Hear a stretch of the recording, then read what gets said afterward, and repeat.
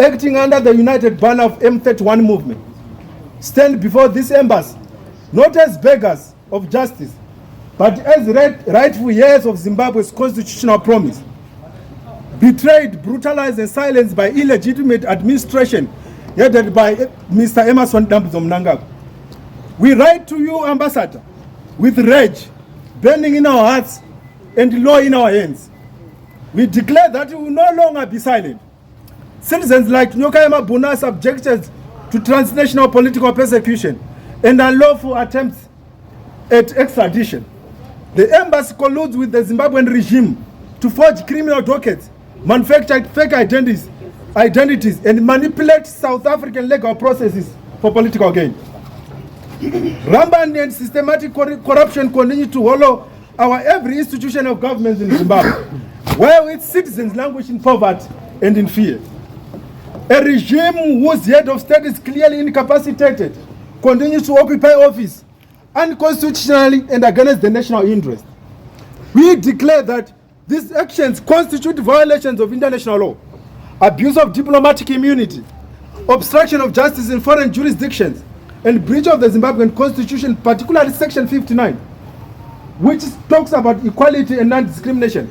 Also section 58 of the Constitution of Zimbabwe, which talks about the freedom of assembly and association. Section 59 of the Constitution of Zimbabwe, right to demonstrate and to petition. And section 70 of the Constitution of Zimbabwe, rights to the accused person. Ambassador, we further submit that the continued persecution of our fellow comrade Nyoka Emabunu for standing up on human rights, for standing up for Zimbabweans, who has committed no crime except to articulation of dissent, amounts to a political crime. It is egregious violation of international refugees protection, and including provisions of the African Charter on Human Rights and People's Rights and the UN Convention Against Torture.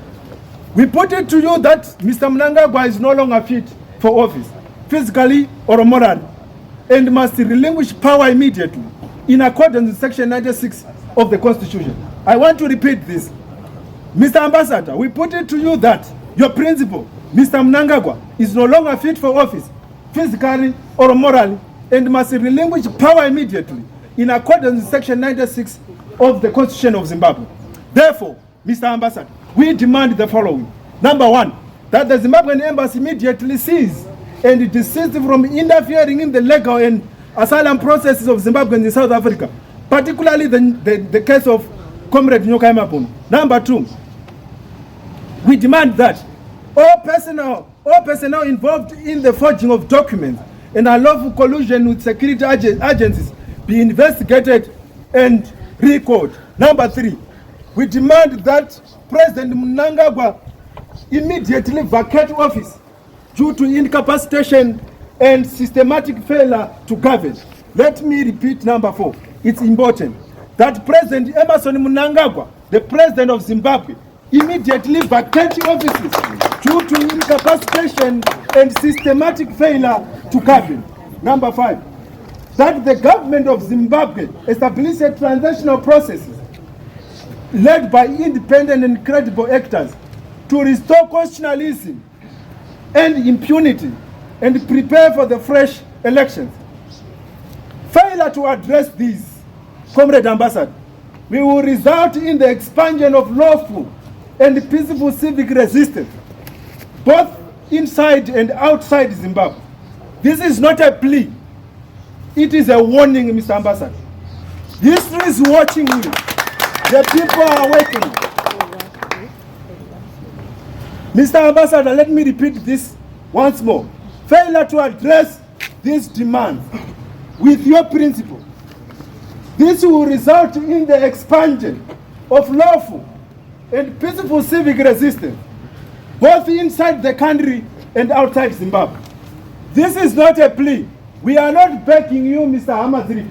We are not begging you, sir. It is a warning. History is watching you. History will judge you. And history will stone you to death. That the people of Zimbabwe are dying on a daily basis, seeking medical attention in our hospital. And the hospitals are not functioning.